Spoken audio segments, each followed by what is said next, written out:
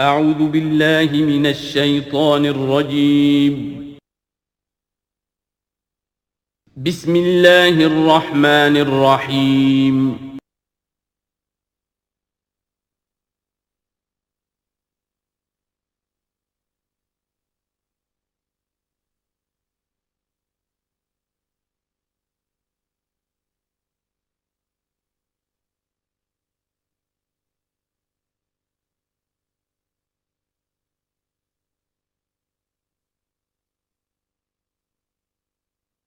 نحمده ونصلي على رسوله الكريم اما بعد فاعوذ بالله من الشیطان الرجیم بسم اللہ الرحمن الرحیم وَلَقَدْ أَخَذْنَا آلَ فِرْعَوْنَ بِالسِّنِينَ وَنَقْصٍ مِّنَ الثَّمَرَاتِ لَعَلَّهُمْ يَذَّكَّرُونَ صدق اللہ العظیم۔ آگے بڑھنے سے پہلے دو باتوں کی وضاحت ہو جائے۔ ایک تو تصحیح کرنی ہے مجھے اس بات کی کہ حضرت موسیٰ علیہ السلام جب نبوت سے سرفراز ہو کر مصر واپس آئے ہیں تو اس وقت جو بادشاہ تھا فرعون، وہ اصل میں اس بادشاہ کا بیٹا تھا جس بادشاہ کے زمانے میں کہ یہ بچے کی حیثیت سے دریائے نیل سے باہر نکالے گئے تھے اور جس کی گود میں گویا کہ پلے تھے۔ وہ فرعون بھی ابھی زندہ تھا، بوڑھا ہو چکا تھا، لیکن اس کے حضرت موسیٰ علیہ السلام کے محل میں آنے تک تو کوئی اولاد نہیں ہوئی تھی۔ بعد میں اسے بھی اللہ نے ایک بیٹا دیا اور اب وہ بیٹا جوان تھا، اور وہ بیٹا جو ہے حضرت موسیٰ علیہ السلام کے ساتھ محل میں پلا بڑھا تھا، بالکل ایسے جیسے بھائی ہوتے ہیں۔ تو اس کے دل میں بھی محبت بہت تھی، گویا کہ حضرت موسیٰ کی حیثیت بڑے بھائی کی تھی، اور اس فرعون کی جس کو اب اس باپ نے تخت سے دستبردار ہو کر اپنا زندہ ہونے کے باوجود سارے امور سلطنت جو ہے تفویض کر دیے تھے اپنے اس بیٹے کو، اس کے دل میں بھی محبت تھی اور اس نے بھی قتل کرنے سے گریز کیا۔ دوسری بات جو آخری آیت تھی 15ویں رکوع کی، یہ ہمارے لیے خاص طور پر لمحہ فکریہ ہے مسلمانان پاکستان کے لیے، کہ ہم نے بھی تحریک پاکستان جو چلائی تو ہندوؤں کے غلبے کے خوف سے کہ اگر ہندوستان ایک وحدت کی حیثیت سے آزاد ہوا اور جو جدید دنیا کا جمہوری اصول ہے ون مین ون ووٹ، تو ہندو جو ہے اتنے غالب ہو جائیں گے کہ ہمیں دبا لیں گے، ہمیں ایکسپلائٹ کریں گے، ہماری تہذیب، تمدن، دین، مذہب، عقیدہ، زبان، ہر چیز کو برباد کریں گے۔ تو اللہ تعالیٰ نے ہمیں اس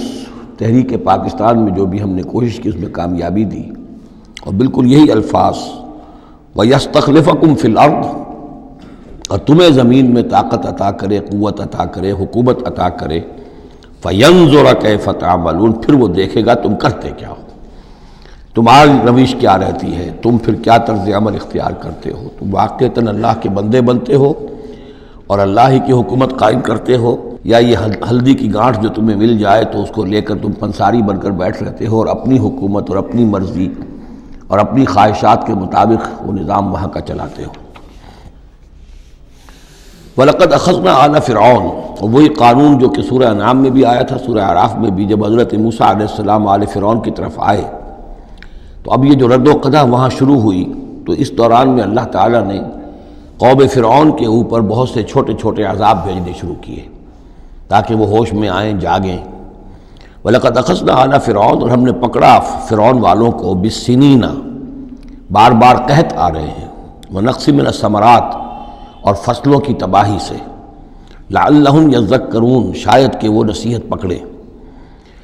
فَإِذَا جَاءَتْهُمُ الْحَسَنَةُ، جب بھی کبھی درمیان میں حالات بہتر ہو جاتے تھے، اچھی صورتحال ہوتی تھی، قالوا لنا هذه، وہ کہتے تھے یہ تو ہمارے لیے ہے ہی، ہماری محنت کا، ہماری پلاننگ کا، ہماری مساعی کا، ہماری جدوجہد کا ثمرہ ہے۔ وَإِن تُصِبْهُمْ سَيِّئَةٌ، اور جب انہیں کوئی تکلیف آتی تھی، یطیروا بموسیٰ ومن معہ، تو اسے سمجھتے تھے کہ یہ موسیٰ اور اس کے ساتھیوں کی نحوست کی وجہ سے ہے۔ الا انما طائرہم عند اللہ، آگاہ ہو جاؤ کہ ان کی نحوست، ان کی شوبی قسمت جو ہے وہ اللہ کے ہاتھ میں ہے۔ ولکن اکثرہم لا یعلمون، لیکن ان کی اکثریت علم نہیں رکھتی، سمجھتے نہیں۔ وقالوا مہما تأتنا بہ من آیۃ لتسحرنا بہا، اور وہ کہتے تھے بہت ہی چیلنجنگ انداز میں کہ اے موسیٰ، یہ تم اپنے جادو کے زور سے ہمارے اوپر جو جو چیزیں لا رہے ہو، جو مصیبتیں لا رہے ہو تاکہ تم ہم پر جادو کرو، فما نحن لک بمؤمنین، تو اس کے باوجود ہم ثابت قدم ہیں، صابر ہیں، ہم اپنے عقائد پر، اپنے نظام پر جمے ہوئے ہیں، ہم آپ کی بات ماننے والے نہیں ہیں۔ فارسلنا علیہم الطوفان، پھر ہم نے ان پر زیادہ بڑی مصیبتیں بھیجیں، طوفان و جرادہ اور ٹڈی دل جس سے کہ فصلیں چٹ ہو گئیں، القمل اور چچڑیاں، یہ قمل ہی سے ملتی جلتی شے جو ہے کھٹمل ہے ہماری، یہ جو انسان کے لیے پسو اور جس طریقے سے کہ اس کے خون کو چوستی ہیں، والضفادع اور میںڈک، اس کثرت سے میںڈک ہو گئے کہ جو برتن اٹھاؤ اس کے اندر سے میںڈک برآمد ہو رہا ہے، اور ظاہر بات ہے کہ پھر اس سے گھن آتی ہے، ہانڈی میں سے میںڈک پھدک کر نکل رہا ہے۔ والدمع اور خون کی بارش، آیات مفصلات، یہ ہم نے نشانیاں بھیجیں وقفے وقفے سے، ساری ایک دم نہیں، ایک مرتبہ ایک نشانی ہے پھر دوسری نشانی ہے۔ فاستکبروا وکانوا قوما مجرمین، اس کے باوجود وہ استکبار پر اڑے رہے، اور وہ بڑی ہی اڑیل قوم تھے، مجرم قوم تھے۔ ولما وقع علیہم الرجس، اور جب ان پر وہ مصیبت آ جاتی تھی، یعنی یہ کہ ہوتے ہوتے اب ان کی جو اکڑ فونی ہے اس میں کم سے کم یہ کمزوری واقع ہو گئی، یہ نرمی واقع ہو گئی جو آگے آ رہی ہے۔ ولما وقع علیہم الرجس، جب ان پر وہ عذاب آتا تھا، قالوا یا موسیٰ، تو وہ حضرت موسیٰ سے کہتے تھے، ادع لنا ربک بما عہد عندک، اپنے رب کو پکارو، دعا کرو جو تمہارا اس سے قول و قرار ہے، تمہارا عہد ہے اس کے ساتھ، تاکہ وہ ہمیں اس مصیبت سے نجات دے۔ لئن کشفت عنا الرجس، اگر اس نے ہم سے اس عذاب کو ہٹا دیا، کھول دیا، لنؤمنن لک، ہم تمہاری بات مان لیں گے۔ یہ ایمان کے ساتھ جب لام آتا ہے تو اس کے معنی وہ ایمان، ایک عقیدے والا ایمان نہیں ہوتا، مان لیں گے، تمہاری بات مان لیں گے۔ ایک ہے ایمان بے کے ساتھ، آمنت باللہ و ملائکتہ و کتبہ، تو با کے ساتھ جب آتا ہے پورے وثوق کے ساتھ، یقین کے ساتھ، گہرے اعتماد کے ساتھ، اور ایک ہے کسی کی بات سرسری طور پر مان لینا، تو وہ پھر ایمان لام کے ساتھ ہوتا ہے۔ لنؤمنن لک، ہم آپ کی بات مان لیں گے، وَلَنُرْسِلَنَّ مَعَكَ بنی اسرائیل، اور آپ کے ساتھ ہم بنی اسرائیل کو اس ملک سے جانے دیں گے۔ اصل میں وہ کیوں نہیں جانے دینا چاہتے تھے؟ اس لیے کہ ان کے لیے وہ بڑی ہی چیپ لیبر تھی، ان کے غلاموں کی حیثیت تھی، اور بڑے بڑے بھاری کام ان سے کرواتے تھے۔ احرام مصر کی تعمیر میں نہ معلوم کتنے اسرائیلیوں کی ہڈیاں جو ہے وہ دفن ہیں، بڑی بڑی چٹانیں جو ہیں وہ جب اوپر کھینچی جاتی تھی، اگر کوئی گرتی تھی تو ان کے بیسیوں نہیں سینکڑوں جو ہے اس کے اندر پس جاتے تھے۔ تو ظاہر بات ہے کہ وہ چیپ لیبر جو انہیں ملی ہوئی تھی اس کو چھوڑنے کے لیے آسانی سے وہ تیار نہیں تھے، اس حوالے سے انہیں یہ شاخ گزر رہا تھا، ورنہ ظاہر بات ہے وہ بھی جانتے تھے کہ یہ ہمارے اس ملک کے رہنے والے نہیں ہیں، کہ ابتدا میں ان کے لیے وہاں بڑی آؤ بھگت رہی، بڑے عیش رہے، وہ پیرزادوں کی طرح ان کا احترام کیا گیا، انہیں بہترین زمینیں دی گئیں۔ جوشن کا علاقہ کہلاتا ہے جو نیل کا ڈیلٹا ہے، جو سب سے زیادہ زرخیز علاقہ ہے، وہ ان کو دیا گیا، وہاں یہ لوگ جو زمیندار بنے۔ لیکن اس کے بعد جب وہ نیشنلسٹ ریولوشن آیا تو بات ساری جو ہے وہ الٹی ہو گئی، تو فرمایا کہ ہم بھیج دیں گے آپ کے ساتھ بنی اسرائیل کو۔ فلما کشفنا عنہم الرجس، لیکن جب ہم ان سے وہ مصیبت کو دور کر دیتے تھے، الی اجل ہم بالغوہ، ایک مدت تک کے لیے کہ جس تک وہ پہنچ جائیں، لیکن ظاہر بات ہے کہ ہر ایک چیز کے لیے ایک مدت ہے، اس کے اندر ہی وہ بات ختم ہوتی ہے۔ اذا ہم ینکثون، تو پھر وہ اپنے عہد سے پھر جاتے تھے، اپنا وہ وعدہ جو تھا وہ اس کو توڑ دیتے تھے۔ فانتقمنا منہم، اب now cutting a long story short, بس ہم نے ان سے انتقام لیا۔ فاغرقناہم فی الیم، اور ہم نے انہیں سمندر میں غرق کر دیا، بانہم کذبوا بآیاتنا، اس لیے کہ انہوں نے ہماری آیات کو جھٹلایا، وکانوا عنہا غافلین، اور یقیناً وہ ہماری ان آیات سے تغافل برتتے رہے۔ وَأَوْرَثْنَا الْقَوْمَ الَّذِينَ كَانُوا يُسْتَضْعَفُونَ مَشَارِقَ الْأَرْضِ وَمَغَارِبَهَا الَّتِي بَارَكْنَا فِيهَا،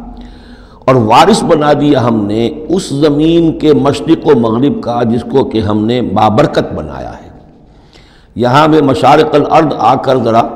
بات کے سمجھنے میں مشکل ہو جاتی ہے، یہ خاص ایک ترتیب ہے رزم کے حوالے سے۔ مراد یہ ہے کہ اس زمین کا وارث بنا دیا جس زمین کو ہم نے بابرکت بنایا ہے، اس کے مشرق اور مغرب پر قبضہ دلا دیا اس قوم کو کہ جس کو دبا لیا گیا تھا۔ یہ زمین فلسطین ہے، ارض فلسطین، اس لیے کہ قرآن مجید میں بھی ہے الذی بارکنا حولہ، سبحان الذی اسری بعبدہ لیلا من المسجد الحرام الی المسجد الاقصی الذی بارکنا حولہ لنریہ من آیاتنا۔ تو یہ سرزمین فلسطین جو ہے یہ اس اعتبار سے بھی مبارک ہے کہ سینکڑوں انبیاء یہاں رہے اور دفن ہوئے، حضرت ابراہیم علیہ السلام کے بعد سے لے کر، اور یہ کہ نہ معلوم کتنے طویل عرصے تک یہ انبیاء کا مدفن بھی رہا اور ان کا مسکن بھی رہا۔ پھر یہ کہ بڑی زرخیز علاقہ بھی ہے۔ تو ہم نے اس قوم کو کانو یستضعفون، جو دبا لیے گئے تھے مصر میں، جو دبے ہوئے تھے پسے ہوئے تھے، ان کو وارث بنا دیا اس زمین کے مشرق اور مغرب کا، مشارق الارض و مغاربہا اللاتی بارکنا فیہا، جس میں ہم نے برکتیں رکھی ہیں۔ وتمت کلمۃ ربک الحسنی علی بنی اسرائیل، اور تیرے رب کی اچھی بات، اچھا وعدہ بنی اسرائیل کے حق میں پورا ہو گیا، بما صبروا، جو صبر انہوں نے کیا، یعنی جو بھی سختیاں آئیں حضرت موسیٰ علیہ السلام کے ساتھ، جو بھی لوگ ان میں سے ایمان لائے تھے انہوں نے واقعتاً ثابت قدمی دکھائی، اور یہ کہ وہ صبر کی وجہ سے اللہ تعالیٰ کا وعدہ ان پر پورا ہوا۔ وَدَمَّرْنَا مَا كَانَ يَصْنَعُ فِرْعَوْنُ وَقَوْمُهُ، اور ہم نے تباہ و برباد کر دیا جو کچھ کے بنایا تھا فرعون نے اور اس کی قوم نے، وَمَا كَانُوا يَعْرِشُونَ، اور جو وہ اونچے اونچے کرتے تھے، محل بناتے تھے یا کچھ اور اونچی اونچی ٹٹیاں چڑھاتے تھے اپنے انگوروں کی بیلوں کے لیے، ان سب کو ہم نے جو ہے ختم کر کے رکھ دیا۔ اب یہ جو تھا ان کا سفر مصر سے اور جو یہ صحرائے سینا تک آئے، اس کا تذکرہ جو ہے کئی مرتبہ اس سے پہلے مدنی صورتوں میں بھی آ چکا ہے، لیکن اب کچھ واقعات وہ بیان ہو رہے ہیں کہ جو اس ایکسوڈس کے بعد، اسے ایکسوڈس کہتے ہیں، کتاب الخروج، یعنی یہ جو باب ہے اولڈ ٹیسٹمنٹ کا، ایکسوڈس، نکلنا، مصر سے نکلنا، اس کے حالات۔ وجاوزنا ببنی اسرائیل البحر، اور پار اتار دیا ہم نے بنی اسرائیل کو سمندر کے یا دریا کے، فَأَتَوْا عَلَىٰ قَوْمٍ، تو ان کا گزر ہوا، پہنچے وہ ایک ایسی قوم پر، یعکفون علی اصنام لہم، جو اعتکاف کرتے تھے اپنے اپنے بتوں کا۔ یہ لفظ ذرا یہاں پر نوٹ کیجئے، اعتکاف کرنا۔ اصل میں جو فلسفہ ہے بت پرستی کا، جسے کہ آج کے دور میں ڈاکٹر رادھا کرشنن، جو ایک زمانے میں ہندوستان کے صدر بھی رہے ہیں، بہت بڑے فلسفی تھے، بلکہ ایک دور میں یوں سمجھیے کہ دنیا میں دو ہی فلسفیوں کا ڈنکا بج رہا تھا، ایک فلسفی مذہبی قسم کا اور وہ ڈاکٹر رادھا کرشنن تھے، اور ایک فلسفی ملحد قسم کا، وہ برٹرنڈ رسل تھا، اور یہ دونوں تقریباً ایک ہی عمر کے ہم عمر، اور دونوں ہی 90 سے اوپر ہو کر فوت ہوئے ہیں۔ تو ڈاکٹر رادھا کرشنن نے ہندوستان کے فلسفے کو گویا کہ زندہ کر دیا اپنی تصنیفات کے ذریعے سے۔ اس نے بت پرستی کا جو فلسفہ بیان کیا وہ یہ کہ ہم یہ نہیں سمجھتے کہ ان بتوں میں کچھ ہے، یہ تو اصل میں بت تو ہم کسی ڈیٹی، کوئی بھی دیوی یا دیوتا کے نام پر مناتے ہیں، اس کے دھیان کرنے کے لیے، کنسنٹریشن نہیں ہو سکتی، خوگرے پیکرے محسوس ہے انسان کی نظر۔ انسان جو ہے مراقبہ کرتا ہے، اگر آپ جو مراقبہ کرنا چاہتے ہیں، اللہ کے ساتھ دھیان لگانا چاہتے ہیں، کیسے لگائیں؟ لیکن اگر کسی تصویر کو سامنے رکھ لیں تو پھر توجہ کو مرکوز کرنا آسان ہو جائے گا۔ یہ ہے ان کا فلسفہ بت پرستی کا۔ تو اعتکاف اسی کو کہتے ہیں کہ سال میں یہ 10 دن آدمی نکال لے کہ اپنی توجہات کو ہر چیز سے، دنیاوی معاملات سے، ان سے ہٹا کر اور اللہ تعالیٰ کی ذات پر وہ مرکوز کرے، ذکر پر، توجہ پر اور دعا پر، مناجات پر، یہ اعتکاف ہے۔ تو انہوں نے بت اپنے بنائے ہوئے تھے اور ان بتوں کا اعتکاف کرتے تھے۔ قالوا یا موسیٰ اجعل لنا الہا کما لہم آلہہ، انہوں نے کہا کہ اے موسیٰ ہمارے لیے بھی کوئی الہ بنا دو، معبود بنا دو، کوئی ایسی نشانی ہو جس کو کہ ہم ذریعہ بنائیں، اس کے اوپر اعتکاف کریں، گیان دھیان کا مرکز اس کو بنا لیں۔ قال انکم قوم تجہلون، حضرت موسیٰ نے فرمایا کہ تم جہل کا ارتکاب کر رہے ہو، کیا بات کہہ رہے ہو؟ ان ہؤلاء متبر ما هم فیہ، یہ لوگ جس چیز میں ہیں یہ تو ہلاک ہونے والے ہیں، برباد ہونے والے ہیں۔ وباطل ما كانوا يعملون، اور جو کچھ یہ کر رہے ہیں وہ سب باطل ہے، اس کی کوئی حقیقت نہیں ہے۔ قال غیر اللہ ابغیکم الہا، حضرت موسیٰ نے فرمایا کہ کیا میں اللہ کے سوا تمہارے لیے کوئی الہ تلاش کروں؟ وہو فضلکم علی العالمین، اور اس نے تو تمہیں فضیلت دی ہے تمام جہان والوں پر۔ وَإِذْ أَنْجَيْنَاكُمْ مِنْ آلِ فِرْعَوْنَ، اور ذرا یاد کرو جب کہ ہم نے تمہیں نجات دی آل فرعون سے۔ یسومونکم سوء العذاب، یہ الفاظ جو کہ تم سورہ بقرہ میں بھی آئے ہیں اور اس کے بعد بھی آئے ہیں۔ یسومونکم سوء العذاب، وہ تمہیں مبتلا کیے ہوئے تھے بدترین عذاب میں۔ یقتلون ابناءکم ویستحیون نساءکم، وہ قتل کر ڈالتے تھے تمہارے بیٹوں کو اور زندہ رکھتے تھے تمہاری بیٹیوں کو۔ وفی ذالکم بلاء من ربکم عظیم، اور یقیناً اس میں تمہاری رب کی طرف سے بہت بڑی آزمائش تھی۔ ووعدنا موسیٰ 30 لیلۃ، اور ہم نے بلایا موسیٰ کو 30 راتوں کے لیے، عام طور پر دن رات، لیکن یہ کہ عربی میں جو محاورہ ہے وہ رات کا ذکر کرتے ہیں، 30 راتوں کے لیے۔ وَأَتْمَمْنَاهَا بِعَشْرٍ، روایات سے معلوم ہوتا ہے کہ اولین جو تھی طلبی وہ 30 رات کے لیے ہوئی تھی، لیکن اس میں جو چلہ تھا جو حضرت موسیٰ علیہ السلام کو کاٹنا تھا، اس میں روزہ بھی تھا مسلسل 30 دن کا، تو اس میں یہ ہے کہ کسی وقت ان سے ضبط نہیں ہو سکا، اور مسواک کر لی تھی، وہ جو روزے کی وجہ سے منہ کے اندر ایک طرح کی بو پیدا ہو جاتی ہے، اس کو برداشت نہ کر سکے، تو اس کی پاداش میں، اب یہ روایات ہیں، میں نہیں کہہ سکتا کہ کس حد تک ان میں صحت ہے۔ فَأَتْمَمْنَاهَا بِعَشْرٍ، تو مکمل کر دیا ہم نے اس مدت کو 10 دن سے اور۔ فَتَمَّ مِيقَاتُ رَبِّهِ 40 لَيْلَةً، تو وقت مدت پوری ہو گئی اس کے رب کی، یعنی 40 راتیں۔ یہیں سے ہمارے ہاں تصوف میں اہل صوفیہ نے 40 کا یہ چلہ کشی، 40 دن 40 رات کا چلہ کاٹنا، یہ جو ہے نکالا ہے۔ وقال موسیٰ لأخیہ ہارون، اور کہا موسیٰ نے اپنے بھائی ہارون سے علیہ السلام، اخلفنی فی قومی، آپ میری نیابت کیجئے میری قوم میں جا رہا ہوں، مجھے اللہ تعالیٰ نے طلب فرمایا کوہ طور پر، واصلح، اور دیکھیے اصلاح کرتے رہیے، ولا تتبع سبیل المفسدین، اور فساد مچانے والوں کے راستے کی پیروی نہ کیجیے گا۔ ولما جاء موسیٰ لمیقاتنا، اور جب موسیٰ پہنچے ہمارے وقت مقرر پر، وکلمہ ربہ، اور ان سے کلام کیا ان کے رب نے، قال رب ارنی انظر الیک، انہوں نے درخواست کی پروردگار مجھے اپنا دیدار عطا فرما، مجھے دکھا کہ میں تجھے دیکھوں۔ قال لن ترانی، اللہ نے فرمایا تم مجھے ہرگز نہیں دیکھ سکتے، ولکن انظر الی الجبل، لیکن ذرا اس پہاڑ کو دیکھو، فإن استقر مکانہ، اگر وہ اپنی جگہ پر کھڑا رہ جائے، برداشت کر جائے ہماری تجلی کو، فسوف ترانی، تو تم بھی سوچنا کہ شاید ہمیں دیکھ سکو۔ فلما تجلی ربہ للجبل، جب اللہ نے اپنی تجلی ڈالی پہاڑ پر، اب یہ جلی کہتے ہیں روشن چیز کو، جلی شے روشن، تجلی یہ باب تفاعل ہے، کسی شے کا خود روشن ہو جانا، تو اللہ تعالیٰ کی یہ ذات کی تجلی ہے کہ جو پہاڑ پر ڈالی گئی، جعلہ دکن، جس سے کہ وہ پہاڑ جو ہے وہ بالکل ریزہ ریزہ ہو گیا۔ وخر موسیٰ صاعقا، اور حضرت موسیٰ علیہ السلام بھی تجلی باری تعالیٰ کے اس بالواسطہ مشاہدے کے نتیجے میں بھی وہ بے ہوش ہو کر گر پڑے۔ فلما افاقا، جب انہیں افاقہ ہوا، ہوش میں آئے، قال سبحانک، اب انہوں نے کہا اے اللہ تو پاک ہے، تبت الیک، میں تیری جناب میں توبہ کرتا ہوں کہ میں نے جسارت کی تھی، میں نے جو ہے اپنی حیثیت سے بڑھ کر تجھ سے سوال کر لیا تھا۔ وانا اول المومنین، اور میں پہلا ہی ہوں ایمان لانے والا، بغیر دیکھے تجھے ماننے والا ہوں۔ قال یا موسیٰ انی اصطفیتک علی الناس برسالاتی، اللہ نے فرمایا موسیٰ میں نے تمہیں چن لیا ہے لوگوں پر، تمام انسانوں میں سے تمہیں چنا ہے، پسند کیا ہے اپنے پیغام کے لیے، رسالات کے لیے، وبکلامی، اور اپنے کلام کے لیے۔ یہ خاص مقام ہے، امتیازی مقام ہے حضرت موسیٰ کا۔ کلم اللہ موسیٰ تکلیم، فخذ ما آتیتک وکن من الشاکرین، تو لے لو جو میں تمہیں دے رہا ہوں اور بن جانا شکر کرنے والوں میں، یعنی یہ الواح جو ہے جو ہم دے رہے ہیں اس میں احکام لکھے ہوئے ہیں، یہ تم لے لو اور ان کا حق ادا کرو۔ وَكَتَبْنَا لَهُ فِي الْأَلْوَاحِ، اور ہم نے لکھ دیا اس کے لیے تختیوں پر، وہ پتھر کی تختیاں، مِن كُلِّ شَيْءٍ مَوْعِظَةً، ہر طرح کی نصیحت،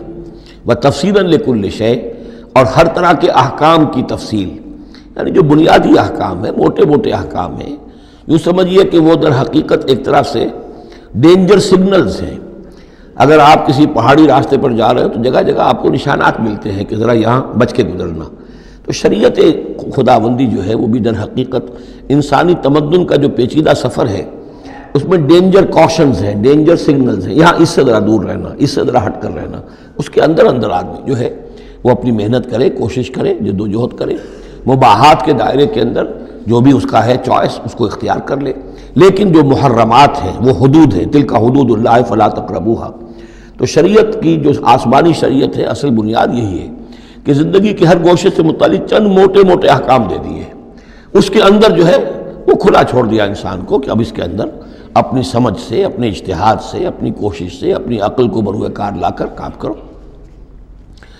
وَكَتَبْنَا لَهُ فِي الْأَلْوَاحِ مِنْ كُلِّ شَيْءٍ مَوْعِظَةً وَتَفْصِيلًا لِكُلِّ شَيْءٍ فَخُذْهَا بِقُوَّةٍ، تو اے موسیٰ اس کو تھام لو مضبوطی کے ساتھ، وَأَمُرْ قَوْمَكَ، اور اپنی قوم کو بھی حکم دو، يَأْخُذُوا بِأَحْسَنِهَا، کہ وہ اسے پکڑیں، اس کو تھامیں اس کی بہترین صورت کے اندر۔ اس کے مراد کیا ہے کہ ہر معاملے کے اندر درجے ہوتے ہیں۔ آپ کو ایک چیز بتائی جا رہی ہے، اس میں ایک درجہ اونچا ہے، ایک اس سے کمتر ہے، آپ اونچے سے اونچے درجے کی طرف آنے کی کوشش کیجئے۔ یہی بات جو ہے مسلمانوں سے بھی پھر کہی گئی ہے، آخری پاروں میں ہم دیکھیں گے چل کر کہ وہ لوگ کہ جو کلام کو سنتے ہیں، یستمعون القول فیتبعون احسنہ، وہ کلام کو سنتے ہیں پھر جو اس کی بہترین بات ہوتی ہے اس کو اختیار کرتے ہیں۔ ایک یہ ہوتا ہے آدمی سوچتا ہے کچھ اور کمی والی بات ہو جائے، ڈھیل ہو جائے، رعایت ہو جائے، چلیے پاس مارکس مجھے مل جائیں، مجھے فرسٹ ڈویژن نہیں چاہیے، مجھے سیکنڈ ڈویژن نہیں چاہیے، ڈسٹنکشن نہیں چاہیے، پاس ہی ہو جاؤں۔ لیکن یہ معاملہ دین میں نہیں ہونا چاہیے، یہ معاملہ دنیا میں کرو۔ دین میں اچھے سے اچھا، اعلی سے اعلیٰ، جیسا کہ ہم پڑھ چکے ہیں سورہ مائدہ کے اندر، اذا اتقوا وآمنوا وعملوا الصالحات ثم اتقوا وآمنوا ثم اتقوا واحسنوا واللہ یحب المحسنین۔ ہے جستجو کہ خوب سے ہے خوب تر کہاں، کیوں نہیں بہتر سے بہتر کی طرف جاتے؟ جتنا آج وقت لگا رہے ہو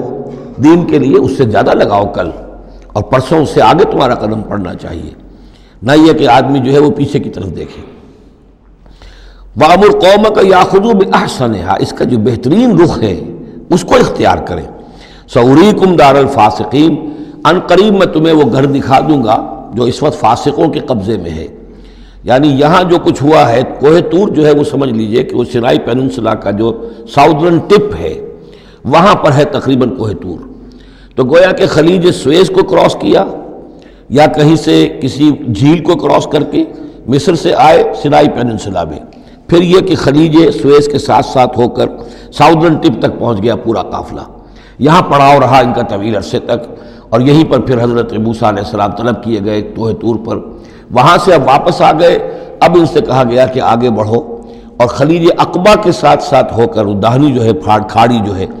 ریڈ سی کی، اس سے آگے بڑھو اور فلسطین میں جا کے اب تمہیں جنگ کرنی ہے۔ تمہارا وہ ملک جو ہے جو تم چھوڑ کر آئے تھے تقریباً یوں سمجھیے کہ 700-800 برس پہلے یا اس کے آس پاس، اب اس کے اوپر قبضہ ہے مشرکوں کا، کافروں کا، جاہلوں کا۔ اب اس اپنی سرزمین کو ان سے آزاد کرانے کے لیے اب تمہیں جہاد کرنا ہے، وہ جس کا ذکر ہم سورہ مائدہ میں پڑھا ہے، تو اس کا یہاں پر تذکرہ ہو رہا ہے۔ سَأُرِيكُمْ دَارَ الْفَاسِقِينَ،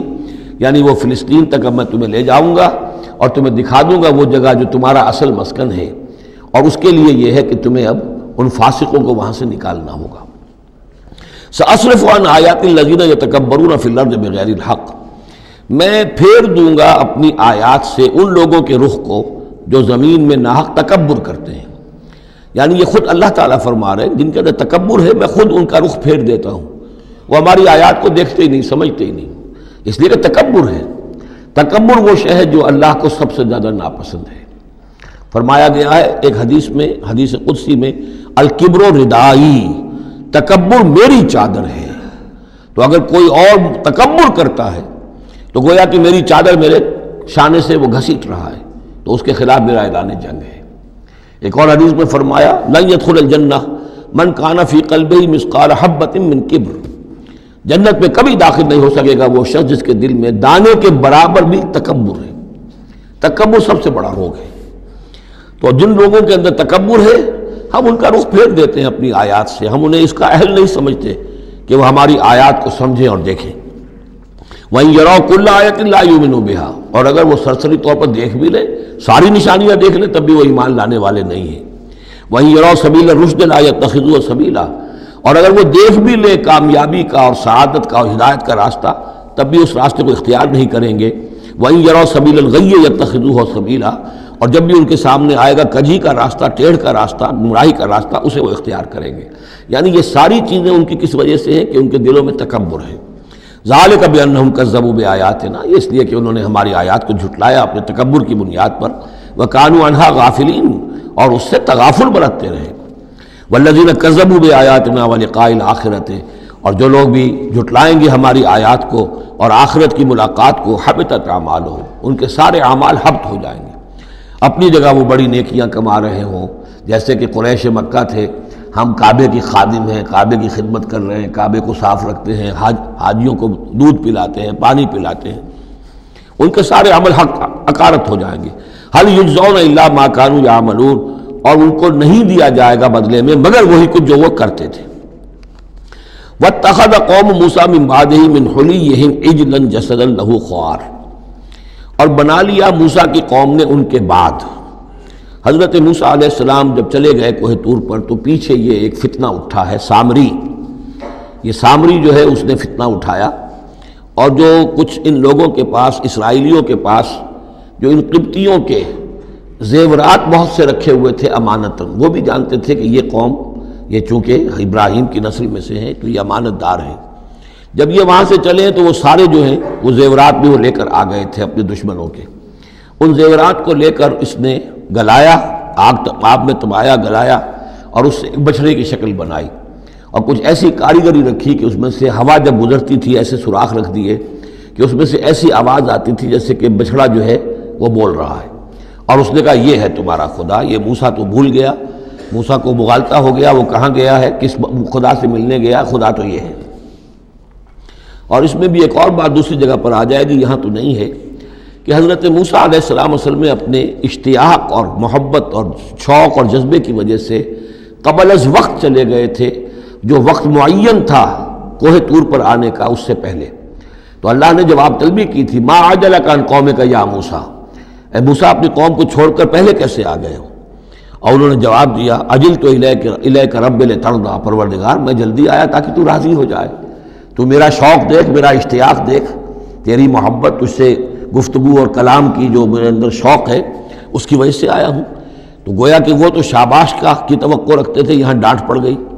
ما عجلک عن قومک یا موسیٰ قال عجلت الیک رب لترضیٰ، لیکن اللہ نے فرمایا فإنا فتنا قومک من بعدک، تمہاری اس عجلت کی وجہ سے ہم تمہاری قوم کو تمہارے بعد فتنے میں ڈال چکے ہیں۔ تو جلدی خیر کے لیے بھی نہیں کرنی چاہیے، خیر کے کام کو بھی عین وقت پر سہج پکے سو میٹھا ہو۔ تو اس اضلهم سامری نے انہیں گمراہ کر دیا ہے، وہ تذکرہ ہو رہا ہے۔ من حلیہم، زیوروں سے،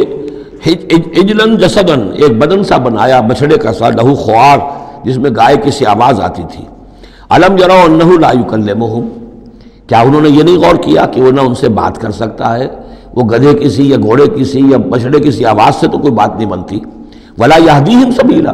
نہ انہیں وہ کوئی راستہ بتا سکتا ہے، اتخذوہ وکانوا ظالمین، انہوں نے اسی کی عبادت شروع کر دی، اسے معبود بنا لیا، اور وہ تھے بہت ظالم۔ ولما سقط فی ایدیہم ورأوا انہم قد ضلوا، اور جب ان کے ہاتھوں کے طوطے اڑ گئے، پچھتاوا ہوا، یعنی ان میں سے بھی گویا کہ 3 حصوں میں قوم تقسیم ہو گئی۔ ایک قوم، بڑا حصہ قوم کا وہ رہا جو اس گناہ میں شریک نہیں ہوا، ایک حصہ وہ تھا کہ جو کچھ دیر کے لیے شریک رہا لیکن فوراً ہوش میں آ گیا بعد میں، تیسرا حصہ وہ تھا جو حضرت موسیٰ علیہ السلام کی واپسی تک اس پر اڑا رہا، جازم رہا۔ تو یہاں اس درمیانی طبقے کا ذکر ہو رہا ہے، وَلَمَّا سُقِطَ فِي أَيْدِيهِمْ وَرَأَوْا أَنَّهُمْ ضَلُّوا، جب ان کے ہاتھوں کے طوطے اڑ گئے، ان کے پچھتاوا طاری ہوا، اور انہوں نے سوچا ہم تو گمراہ ہو گئے، یہ ہم کیا کر بیٹھے۔ قَالُوا لَئِن لَّمْ يَرْحَمْنَا رَبُّنَا، انہوں نے کہا کہ اگر ہمارے رب نے ہم پر رحم نہ فرمایا، وَيَغْفِرْ لَنَا، اور اگر ہمیں بخش نہ دیا، لَنَكُونَنَّ مِنَ الْخَاسِرِينَ، تو ہم تو ہو جائیں گے بہت خسارے والوں میں سے۔ وَلَمَّا رَجَعَ مُوسَىٰ إِلَىٰ قَوْمِهِ غَضْبَانَ أَسِفًا، تو جب موسیٰ لوٹے اپنی قوم کے پاس، غضبان آصفا، غضبان یہ فعلان کے وزن پر، رحمان کے وزن پر، نہایت غضبناک۔ حضرت موسیٰ علیہ السلام کا مزاج بھی جلالی تھا، پھر یہ کہ اتنی بڑی گمراہی، اور یہ اللہ تعالیٰ نے کوہ طور ہی پر بتا دیا تھا کہ تمہاری قوم پیچھے فتنے میں پڑ چکی ہے اور وہ گمراہ ہو چکی ہے۔ فَإِنَّا فَتَنَّا قَوْمَكَ مِن بَعْدِكَ وَأَضَلَّهُ السَّامِرِي، تو وہاں سے آئے ہی ہیں تو غضبناک تھے، غضبان آصفا، نہایت افسوس میں بھی اور سخت غضبناک۔ قال بئس ما خلفتمونی من بعدی، یہ خطاب حضرت ہارون سے بھی ہو سکتا ہے اور اپنی پوری قوم سے بھی ہو سکتا ہے۔ بری ہے میری نیابت جو تم نے کی ہے میرے بعد، عاجلتم امر ربکم، تم نے اپنے رب کے معاملے کے اندر جلدی کی، میرا انتظار کرتے، اگر اس نے کچھ بنا ہی دیا تھا، کوئی شعبدہ دکھایا تھا، میرے آنے تک انتظار کر لیتے، میں تمہیں بتاتا اس کی حقیقت کیا ہے۔ وَأَلْقَى الْأَلْوَاحَ، اور انہوں نے وہ جو تختیاں لے کر آئے تھے کوہ طور سے تورات والی، وہ تو ایک طرف ڈال دیں۔ وَأَخَذَ بِرَأْسِ أَخِيهِ يَجُرُّهُ إِلَيْهِ، اور غضبناک ہو کر اپنے بھائی حضرت ہارون علیہ السلام کا سر کے بال پکڑ لیے اور اپنی طرف کھینچا غصے میں، یہ تم نے کیا کیا؟ میرے پیچھے یہ میں تمہیں خلیفہ بنا کر گیا تھا۔ قَالَ ابْنَ أُمَّ، انہوں نے کہا اے میرے ماں جائے، اے میرے ماں کے بیٹے، ان القوم استضعفونی،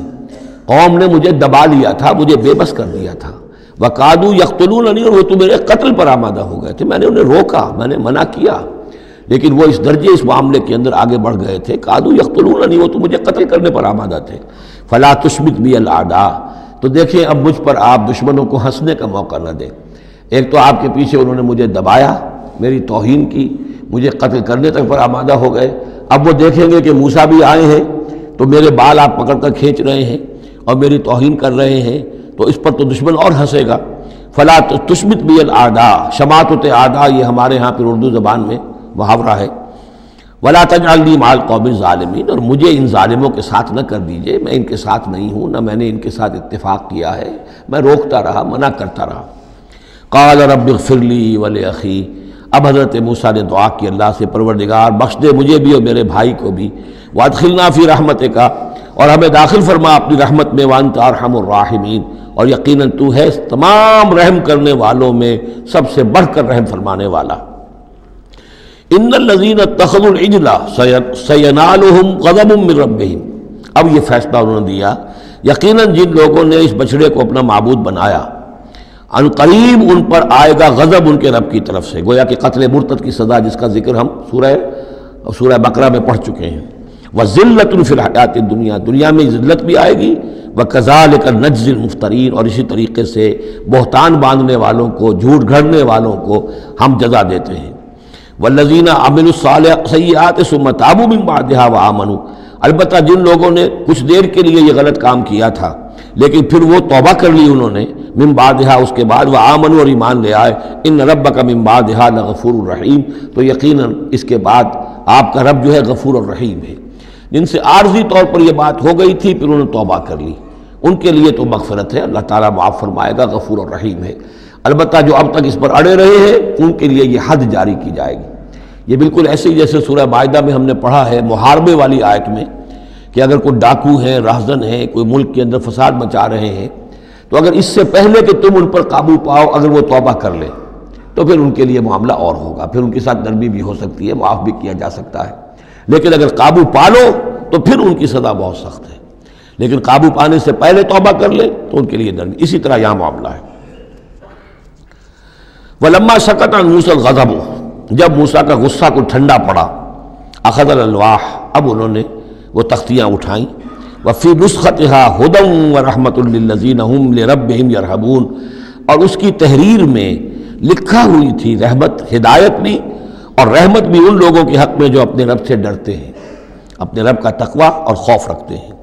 وَاخْتَارَ مُوسَىٰ قَوْمَهُ 70 رَجُلًا لِمِيقَاتِنَا، اب ایک تو سزا دے دی گئی، ایک تو پرج ہو گئی،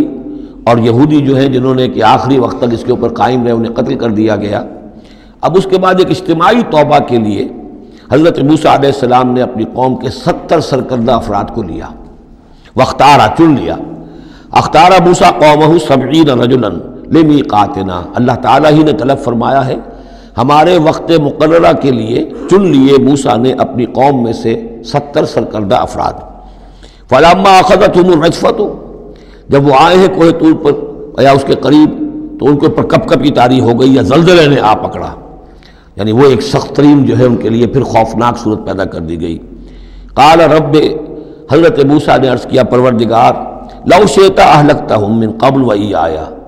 اگر تیری مشیت یہی تھی تو اس سے پہلے ہی ہمیں بھی ہلاک کر سکتا تھا، مجھے بھی کر سکتا تھا، انہیں بھی کر سکتا تھا۔ خطا کار تو ہم ہیں، غلطی ہوئی ہے، لیکن بہرحال ہم نے اتنا بڑا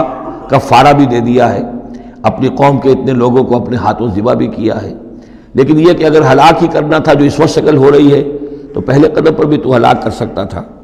لو شئت اہلکتہم من قبل وإیایا، اگر تو چاہتا تو ہلاک کر دیتا ان سب کو بھی اور مجھے بھی۔ اتہلکنا بما فعل السفہاء منا، کیا تم ہمیں ہلاک کر دے گا ہمارے کچھ بے وقوف لوگوں کی حرکت کی وجہ سے؟ ہمارے ہاں کچھ بے وقوف تھے جنہوں نے حرکت کی تھی، اور ان کی وجہ سے کیا پوری قوم کو ہلاک کر دے گا؟ ان ہی الا فتنتک، نہیں یہ تیری طرف سے ایک آزمائش ہے، تضل بہا من تشاء، تو گمراہ کرتا ہے اس کے ذریعے سے جس کو چاہتا ہے، وتہدی من تشاء، اور ہدایت دیتا ہے جس کو چاہتا ہے، انت ولینا، تو ہمارا ولی ہے، ہمارا ساتھی ہے، پشت پناہ ہے، مولا ہے، فاغفر لنا، بس ہمیں بخش دے، ہماری گناہ کو معاف فرما، ورحمنا، ہم پر رحم فرما، وانت خیر الغافرین، اور یقیناً تمام بخشنے والوں میں تو سب سے بہتر بخشنے والا ہے۔ وَاكْتُبْ لَنَا فِي هَذِهِ الدُّنْيَا حَسَنَةً وَفِي الْآخِرَةِ، ہمارے لیے اس دنیا کی زندگی میں بھی حسنہ لکھ دے، طے کر دے۔ اب دیکھیے یہ دعا کر رہے ہیں حضرت موسیٰ اپنی قوم کے لیے، بنی اسرائیل کے لیے، وَاكْتُبْ لَنَا فِي هَذِهِ الدُّنْيا حَسَنَةً وَفِي الْآخِرَةِ، وہی الفاظ ربنا آتنا فی الدنیا حسنۃ وفی الآخرۃ حسنۃ وقنا عذاب النار، تو لکھ دے، طے کر دے کہ ہمارے لیے دنیا میں بھی حسنہ ہو، آخرت میں بھی، انا ہدنا الیک، ہم تیری جناب میں توبہ کرتے ہیں، رجوع کرتے ہیں، جو خطا ہو گئی ہے اس کا اعتراف کرتے ہوئے معافی چاہتے ہیں۔ قال عذابی اصیب بہ من اشاء، اللہ نے فرمایا جہاں تک میرے عذاب کا تعلق ہے وہ تو اس میں تو میں مبتلا کروں گا جس کو چاہوں گا، ورحمتی وسعت کل شیء، تم رحمت کا سوال کر رہے ہو تو ایک رحمت تو میری وہ ہے جو ہر شے کے شامل حال ہے، ہر شے کا وجود میری رحمت سے ہے، اس کا بقا میری رحمت سے ہے، اس کا تسلسل میری رحمت سے ہے۔ ایک تو رحمت عامہ ہے جو تمام مخلوقات کو شامل ہے، تمام مخلوقات جو ہے اس میں سے حصہ پا رہی ہیں، ورحمتی وسعت کل شیء فسأکتبھا، اب یہاں مراد ہے خاص رحمت جس کے لیے تم کہہ رہے ہو، وہ تو میں لکھ دوں گا ان لوگوں کے لیے، اب یہ بہت اہم مقام یہاں آ رہا ہے، وہ اپنی رحمت میں خاص کر دوں گا، لکھ دوں گا، للذین یتقون، جو تقوی کی روش اختیار کریں، ویؤتون الزکاۃ، اور زکوٰۃ دیتے رہیں، والذین ھم بآیاتنا یؤمنون، اور جو لوگ ہماری آیات پر ایمان پختہ رکھیں،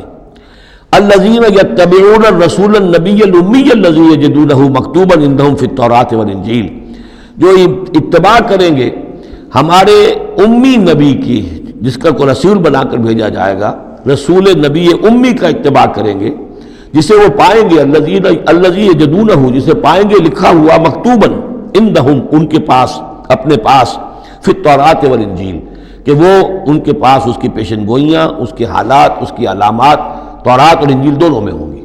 تو جو لوگ ان کا اتباع کریں گے، نبی امی محمد الرسول اللہ صلی اللہ علیہ وسلم امیین میں سے اٹھائے گئے، اور آپ واقعتاً اس قوم میں سے تھے جس کے پاس کوئی کتاب نہیں تھی، کوئی شریعت نہیں تھی، ویسے بھی آپ نے دنیاوی اعتبار سے کوئی تعلیم حاصل نہیں کی، دنیاوی معیار کے اعتبار سے لکھنا پڑھنا آپ نہیں جانتے تھے، تو امی تھے، تو رسول نبی الامی، جو پیروی کریں گے میرے اس رسول کی جو نبی امی ہوگا، جسے یہ پائیں گے، الذی یجدونہ مکتوبا، لکھا ہوا، جس کی علامات اور جس کی پیشن گوئیاں، عندہم فی التوراۃ والانجیل، ان کے پاس تورات اور انجیل دونوں میں، یامرہم بالمعروف، وہ انہیں نیکی کے حکم دے گا،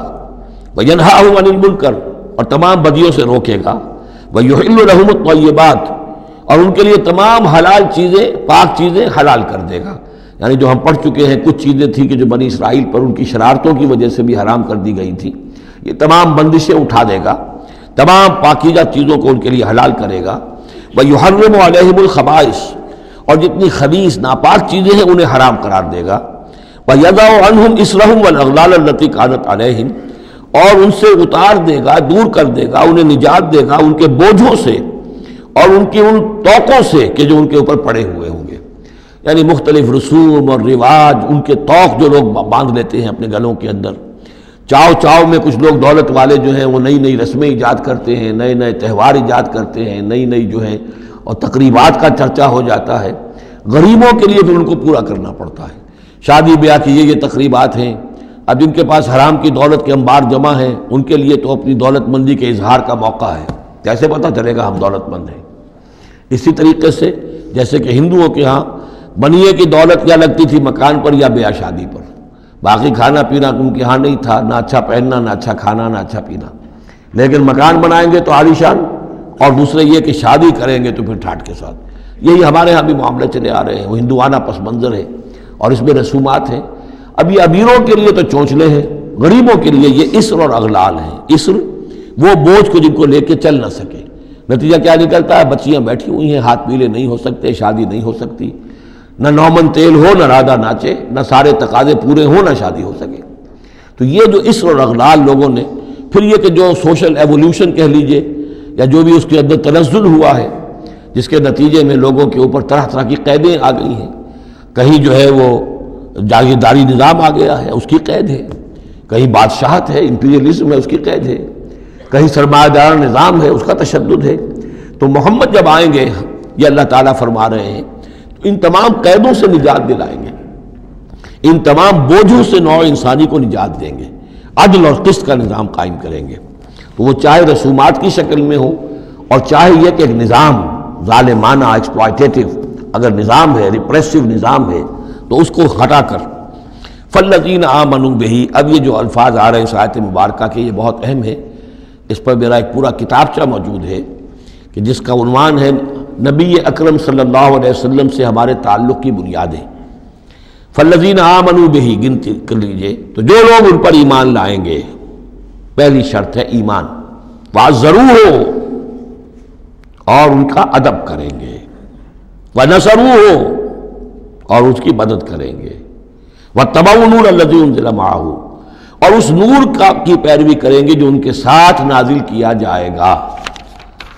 اولئک ھم المفلحون، یہی لوگ ہوں گے فلاح پانے والے۔ اللہم ربنا اجعلنا منہم۔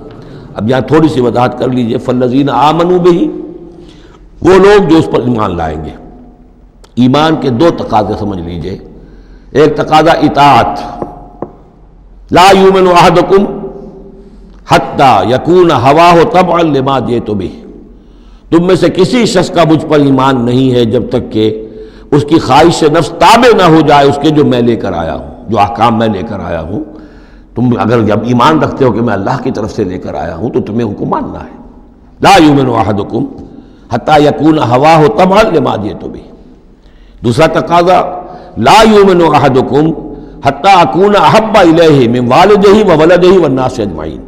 تم میں سے کوئی شخص مومن نہیں ہو سکتا جب تک کہ میں اسے محبوب تر نہ ہو جاؤں، اپنے باپ سے بھی، بیٹے سے بھی، تمام انسانوں سے۔ تو ایک غائب درجے میں اتباع اور اطاعت، اور دوسرے غائب درجے میں محبت محمد رسول اللہ صلی اللہ علیہ وسلم کی، یہ ایمان کے تقاضے ہیں۔ اب اس کا نتیجہ خود بخود نکلے گا، پھر آپ کی تعظیم ہوگی، عظمت ہوگی، آپ کا نام جہاں سنیں گے، درود آپ پڑھیں گے، یہ ساری چیزیں جو ہیں، اور یہ کہ جہاں آپ کا کوئی قول آپ کو سنایا جائے فوراً زبان بند ہو جانی چاہیے۔ پھر یہ نہیں کہ اپنی عقل جو ہے آدمی لڑا رہا ہے، ہاں اس کی تحقیق ہو سکتی ہے کہ واقعتاً یہ حضور نے فرمایا یا نہیں فرمایا، یہ حدیث ضعیف ہے، مضبوط ہے، کیسی ہے، لیکن اس وقت خاموش ہونا ضروری ہے۔ جب کسی نے کہا یہ حدیث ہے، ہو سکتا ہے کہ حدیث صحیح ہو اور حضور کی طرف اس کی نسبت جو ہے وہ صحیح ہو، مضبوط ہو، لہذا فوری طور پر اپنی زبان بند کر دینا یہ ادب کا تقاضا ہے۔ تو وعزروہ ہو ونصروہ ہو، اور مدد کریں۔ مدد کس کام میں؟ حضور نے ذاتی تو اپنی کوئی امپائر بلڈ نہیں کی، نہ آپ نے اپنے لیے کوئی جاگیر بنائی، نہ کوئی جائیداد بنائی، کس کام کے لیے؟ نصرت چاہیے تھی اللہ کے دین کے لیے، اس کے غلبے کی جد و جہد، اس کے لیے بھیجے گئے محمد صلی اللہ علیہ وسلم۔ هو الذی ارسل رسولہ بالہدی ودین الحق لیظہرہ علی الدین کلہ، اور اس کے لیے پکار ہے من انصاری اللہ، یہ میرا فرض منصبی ہے، اللہ کا دین مجھے غالب کرنا ہے، یہ میری ذمہ داری ہے۔ کون ہے جو میرا ہاتھ بٹائے، میرا مددگار بنے؟ تو یہ میدان اب بھی کھلا ہوا ہے۔ دین پہلے غالب ہوا تھا، پھر مغلوب ہو گیا، اور اب تو مغلوب ہے۔ پوری دنیا میں کہیں بھی ہم ایک انچ زمین نہیں دکھا سکتے جہاں کہہ سکے دنیا سے، نوع انسانی سے، کہ آؤ اور دیکھو یہاں یہ اصل دین موجود ہے بتمام و کمال۔ تو وہ مشن جو ہے محمد رسول اللہ صلی اللہ علیہ وسلم کا، وہ اب بھی زندہ ہے، لہذا اس کی مدد کرنی ہے۔ واتبعوا النور الذی انزل معہ، اور اس مشن کی تکمیل میں جو راستہ ہے، جو طریقہ اللہ نے بتایا ہے، وہ اس قرآن کے ذریعے سے ہے۔ تذکیر قرآن سے، تبلیغ قرآن کی، انذار قرآن سے، تبشیر قرآن سے، تعلیم قرآن کی، یتلو علیہم آیاتہ ویعلمہم الکتاب والحکمۃ ویزکیہم، اس کے ذریعے سے لوگوں کو کھینچو، لوگوں کو نکالو گندگیوں میں سے اور اندھیروں میں سے، لوگوں کے اندر ایمان کی شمع روشن کرو، پھر انہیں منظم کرو، جمع کرو، پھر باطن سے ٹکراؤ۔ فالذین آمنوا بہ وعزروہ ونصروہ واتبعوا النور الذی انزل معہ، تو جو لوگ ان پر ایمان لائیں گے اور ان کی تعظیم کریں گے اور ان کی مدد کریں گے اور اس نور کی پیروی کریں گے جو ان کے ساتھ نازل کیا جائے گا، یعنی قرآن مجید حضور کے ساتھ یہ نازل کیا گیا، بھیجا گیا۔ اولئک ھم المفلحون، یہی لوگ ہوں گے فلاح پانے والے۔ اللہم ربنا اجعلنا منہم قل یا ایھا الناس. اب ظاہر بات ہے کہ وہ لمبی بات کو اب یہاں پہ ختم کرتے ہوئے کہ اب حضور صلی اللہ علیہ وسلم تشریف لے آئے. اب یہی بات اس کے حوالے سے اب آپ سے کہا جا رہا ہے کہ اے نبی، جو خبر دی تھی اس وقت ہم نے موسیٰ کو، اور جو ہم نے کہہ دیا تھا کہ جو رحمت ہے ہماری خصوصی وہ انہی لوگوں کے لیے ہوگی تم میں سے کہ جو محمد عربی صلی اللہ علیہ وسلم پر ایمان لے آئیں گے. تو اب کہہ دیجئے ڈنکے کی چوٹ، قل یا ایھا الناس، کہہ دیجئے اے لوگوں. اور یہ پھر بہت نوٹ کرنے کے قابل ہے کہ ہم نے اب تک جتنے رسولوں کا تذکرہ سنا ہے، پڑھا ہے سورہ اعراف میں، وہ یا قوم یا قوم یا قوم، اے میری قوم کے لوگوں. لیکن محمد رسول اللہ کی امتیازی شان یہ ہے کہ یہ قوم کی طرف مبعوث نہیں ہوئے، صرف پوری نوع انسانی کی طرف. جیسے سورہ بقرہ کے تیسرے رکوع کی پہلی آیت میں نے حوالہ دیا تھا، یا ایھا الناس اعبدوا ربکم الذی خلقکم والذین من قبلکم لعلکم تتقون. تو یہ آفاقی رسالت ہے، عالمی رسالت ہے، انسانی سطح پر ہے. قل یا ایھا الناس انی رسول اللہ الیکم جمیعا، میں اللہ کا رسول ہوں تمہاری طرف، سب کی طرف. الذی لہ ملک السماوات والارض، یہ بات 5 مرتبہ قرآن میں کہی گئی ہے مختلف الفاظ میں کہ حضور کی بعثت پوری نوع انسانی کے لیے ہے، جس میں سب سے نمایاں آیت وہ ہے وما ارسلناک الا کافۃ للناس بشیرا ونذیرا، ہم نے نہیں بھیجا ہے محمد آپ کو مگر پوری نوع انسانی کے لیے بشیر اور نذیر بنا کر. باقی یہ کہ اور مختلف اسالیب میں 4 مرتبہ اور یہ بات آئی ہے کہ آپ کی بعثت جو ہے کسی خاص قوم، کسی خاص ملک، کسی خاص رنگ اور نسل کے لوگوں، کسی خاص قبیلے کی طرف نہیں ہے، بلکہ پوری نوع انسانی کی طرف ہے. قل یا ایھا الناس انی رسول اللہ الیکم جمیعا الذی لہ ملک السماوات والارض، میں اس اللہ کا رسول ہوں جس کے لیے آسمان اور زمین کی بادشاہی ہے. لا الہ الا ہوا، اس کے سوا کوئی معبود نہیں. یحیی و یمیت، وہی زندہ رکھتا ہے اور وہی موت وارد کرتا ہے. فآمنوا باللہ، تو ایمان لاؤ اللہ پر، ورسولہ النبی الامی الذی، اور اس کے اس رسول پر جو نبی امی ہے، اور جو یؤمن باللہ وکلماتہ، جو ایمان رکھتا ہے اللہ پر اور اس کے کلام پر، اس کے کلمات پر، اس کی باتوں پر. واتبعوہ، اور اس کی پیروی کرو، لعلکم تہتدون، تاکہ تم ہدایت پاؤ. یہ گویا کہ اعلان عام ہوا محمد رسول اللہ صلی اللہ علیہ وسلم کا کہ وہ جو بات اللہ تعالیٰ نے حضرت موسیٰ سے کہی تھی یہ اس کے مطابق میری بعثت ہوئی ہے. اور اب گویا کہ جیسا کہ میں نے آپ کو بتایا تھا یہ تمہید ہے، تیاری ہو رہی ہے، چونکہ مدینے کی طرف سفر کرنا ہے. یہ صورت پہلے نازل ہو گئی ہے تاکہ وہ ذہن تیار ہو جائیں اس کے لیے کہ اب یہود کے 3 بڑے بڑے قبیلے وہاں پر آباد ہیں، ان سے براہ راست اب سابقہ پیش آئے گا. ابھی تک براہ راست خطاب یہود سے نہیں ہوا، یا بنی اسرائیل سے کوئی خطاب نہیں. گفتگو ہو رہی ہے محمد رسول اللہ سے یا اہل مکہ سے یا حضور کی وساطت سے مسلمانوں سے. لیکن یہ کہ وہ باتیں ساری وہ آ رہی ہیں کہ جن کا اب محل جو ہے واضح ہو جائے گا ہجرت کے بعد. وَمِن قوم موسیٰ أُمَّةٌ يَهْدُونَ بِالْحَقِّ وَبِهِ يَعْدِلُونَ، اور موسیٰ کی قوم میں یقیناً کچھ لوگ ایسے تھے، امتن ایسے لوگ تھے کہ جو حق کی ہدایت دیتے تھے. یعنی یہ تو نہیں ہو سکتا اتنے جلیل القدر پیغمبر کے کوئی بھی ساتھی نہ ہو، حواری نہ ہو، یا بڑی اکثریت ان کی جو ہے ناہنجاروں پر رہی مشتمل، لیکن بہرحال ان کے ساتھ ایک جماعت ان کے حواریین کی، ان کے ساتھیوں کی. وَمِن قوم موسیٰ أُمَّةٌ يَهْدُونَ بِالْحَقِّ وَبِهِ يَعْدِلُونَ، ایسی قوم ان کے اندر رہی ہے قوم موسیٰ میں سے ایسی لوگ، ایسی جماعت جو حق ہی کی ہدایت بھی دیتے تھے اور حق ہی کے ساتھ فیصلے بھی کرتے تھے، عدل بھی کرتے تھے. وَقَطَّعْنَاهُمْ اثْنَتَيْ عَشْرَةَ أَسْبَاطًا أُمَمًا، اور ہم نے انہیں علیحدہ علیحدہ کر دیا 12 بڑی بڑی قبیلوں کی جماعت میں، اسباط امما، بار جماعتیں بن گئیں علیحدہ علیحدہ، ان کی امتیں بن گئیں، علیحدہ قبیلے بن گئے. کیونکہ یہ 12 بیٹے تھے حضرت یعقوب علیہ السلام کے، اور ان میں سے ہر ایک سے ایک قبیلہ چلا ہے. تو ابھی وہ انسان کا جو تمدنی ارتقاء جو ہے ابھی قبائلی دور میں تھا، لہذا اس قبائلی نظام ہی کو اللہ تعالیٰ نے ان کے لیے باقی رکھا. چنانچہ پانی بھی جب دیا تو 12 چشمے، تاکہ ہر قبیلے کا چشمہ علیحدہ ہو اور یہ آپس میں لڑیں جھگڑے نہیں. ہر قبیلے کا کوئی اپنا سردار ہے، اس کا اپنا ایک نظام ہے، کوئی نزاع ہو گیا ہے تو وہ آپس میں اس کو حل کر سکتے ہیں. لیکن اگر بین القبائل معاملہ ہو جائے تو پھر اس کو حل کرنا جو ہے مشکل ہو جائے گا. وَأَوْحَيْنَا إِلَىٰ مُوسَىٰ إِذْ اسْتَسْقَاهُ قَوْمُهُ، اور ہم نے وحی کی موسیٰ کی طرف جب کہ پانی طلب کیا ان سے اس کی قوم نے، أَنِ اضْرِب بِعَصَاكَ الْحَجَرَ، کہ اپنے اسی عصا سے، اپنی لاٹھی سے ضرب لگائیے چٹان پر. فَانْبَجَسَتْ مِنْهُ اثْنَتَا عَشْرَةَ عَيْنًا، تو اس میں سے 12 چشمے پھوٹ بہے. یہ بات ہم پڑھ چکے ہیں سورہ بقرہ میں. قد علم کل اناس مشربہم، ہر قبیلے نے، ہر قوم نے پہچان لیا، معین کر لیا اپنے مشرب کو۔ مشرب یہ بھی اس میں ظرف ہے، پینے کی جگہ، اپنا گھاٹ معین ہو گیا، یہ چشمہ ہمارا، یہ چشمہ ان کا، یہ چشمہ ان کا ہے، یہ بنی لاوی کا ہے، یہ فلاں کا ہے، بنی یہودا کا ہے۔ وَظَلَّلْنَا عَلَيْهِمُ الْغَمَامَ، اور ہم نے ان کے اوپر سائبان ابر کا طاری کر دیا تاکہ دھوپ سے بچیں۔ وَأَنزَلْنَا عَلَيْهِمُ الْمَنَّ وَالسَّلْوَىٰ، اور ہم نے ان پر من اور سلوہ کے ذریعے انہیں خوراک بہم پہنچائی، اتارا ان پر ہم نے من اور سلوہ۔ کلوا من طیبات ما رزقناکم، کھاؤ ان پاکیزہ چیزوں میں سے کہ جو ہم نے تمہیں رزق میں دی ہیں۔ وما ظلمونا، اور انہوں نے کوئی ہم پر ظلم نہیں کیا، ہم پر کیا ظلم کر سکتے تھے، ہمارا کیا بگاڑ سکتے تھے۔ وما ظلمونا، انہوں نے ہمارا کیا بگاڑا، ہمارا کیا بگاڑ لیں گے۔ ایک حدیث قدسی میں آتا ہے کہ اے میرے بندو، اگر تم سب کے سب اولین اور آخرین اور انس اور جن سب بدترین جیسے ہو سکتا ہے تم میں سے کوئی شخص ویسے بن جاؤ، تب بھی میرے خزانے میں کوئی کمی نہیں آئے گی۔ اور تم سب کے سب اولکم و آخرکم و انسکم و جنکم سب کے سب مل جاؤ اور بہترین میرے مطیع بن جاؤ، میرے بندگی کرنے والے بن جاؤ، میرے خزانے میں کوئی اضافہ نہیں ہوگا، میں تو غنی ہوں۔ تو وما ظلمونا، انہوں نے ہم پر ہمارا کچھ نہیں بگاڑا، ولکن کانوا انفسہم یظلمون، لیکن وہ خود اپنی ہی جانوں پر ظلم کرتے رہے۔ وَإِذْ قِيلَ لَهُمُ اسْكُنُوا هَٰذِهِ الْقَرْيَةَ، اور یاد کرو جب ان سے کہا گیا تھا کہ آباد ہو جاؤ اس بستی میں، یہ جیریکو، اریحا، پہلا شہر فلسطین کا کہ جو یوشع ابن نون جوشوا ان کی سرکردگی میں جب بنی اسرائیل نے قتال کیا ہے پھر، تو یہ پہلا شہر فتح ہوا۔ جب ان سے کہا گیا کہ اب اس میں تم رہ سکتے ہو، بس جاؤ،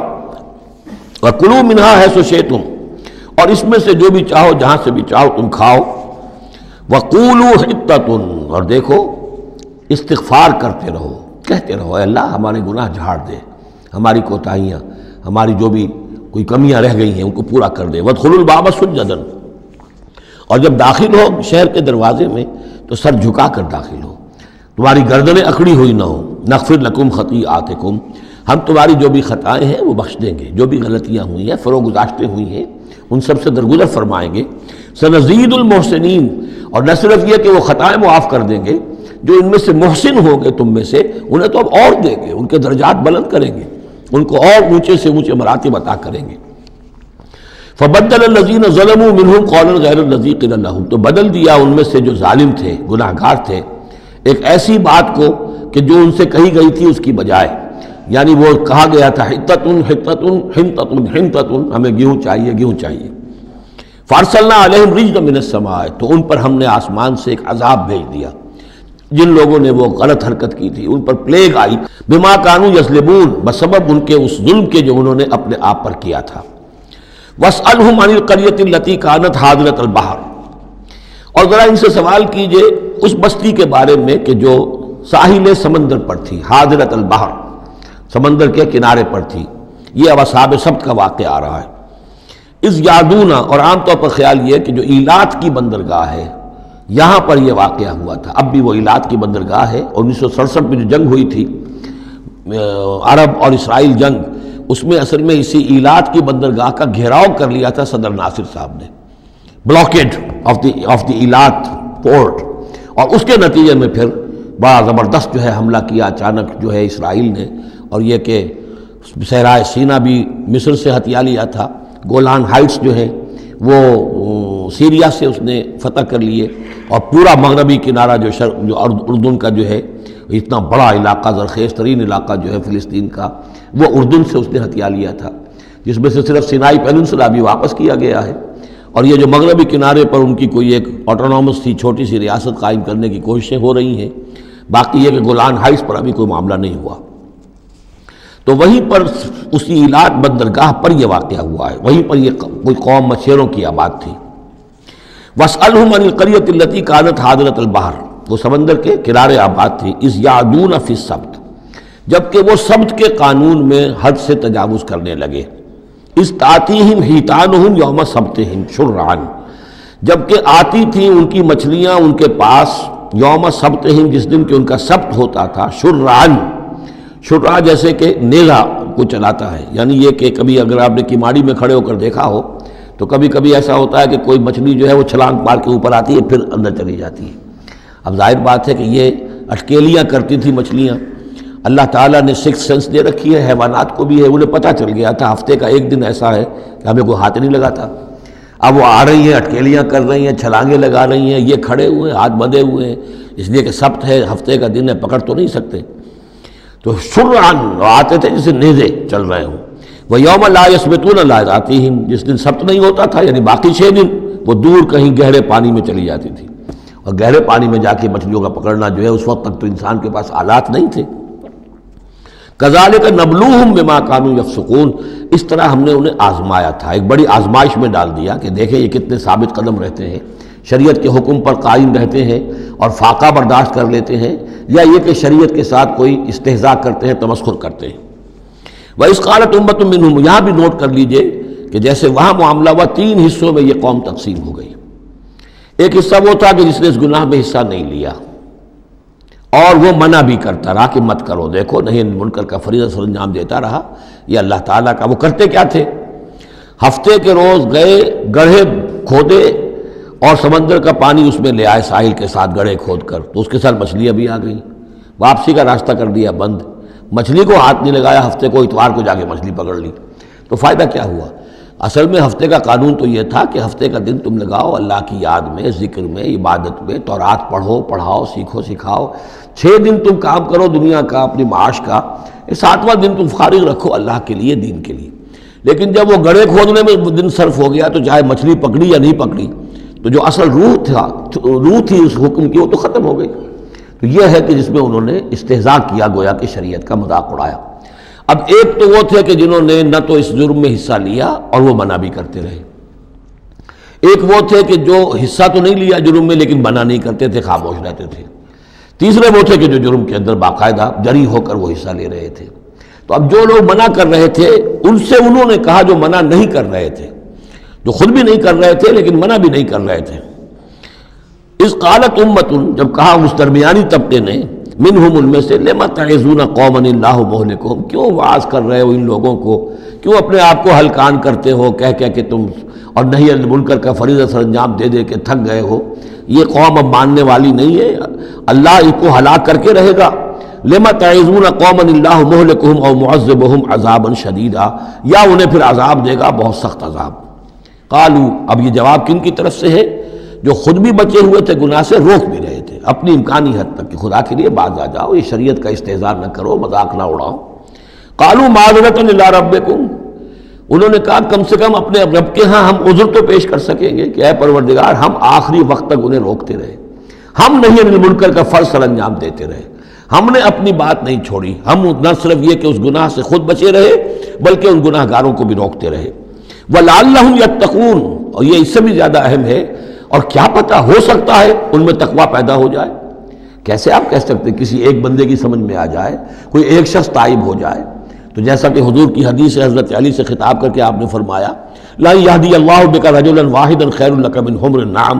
اگر اللہ تمہارے ذریعے سے علی ایک شخص کو بھی ہدایت دے دے تو یہ تمہارے لیے سرخ اونٹوں سے بڑھ کر دولت ہے. تو اگر ایک بھی بچ جائے، لعلہم یتقون. فلما نسوا ما ذکروا بہ،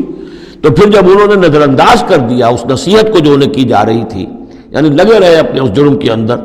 انجینا الذین ینہون عن السوء، ہم نے بچا لیا ان کو جو کہ بدی سے روکتے تھے. عذاب سے بچے ہیں صرف وہ جو بدی سے روکتے تھے. وَأَخَذْنَا الَّذِينَ ظَلَمُوا بِعَذَابٍ بَئِيسٍ بِمَا كَانُوا يَفْسُقُونَ، اور پکڑ لیا ہم نے ان کو کہ جو اس ظلم میں، گناہ میں اور شریعت کا استہزاء کرنے میں کہ جو مجرم تھے، ان کو ایک بہت ہی برے عذاب میں پکڑا، ان کی اس ناہنجاری کی وجہ سے، سرکشی کی وجہ سے، نافرمانی کی وجہ سے. فلما عتوا عما نہوا عنہ،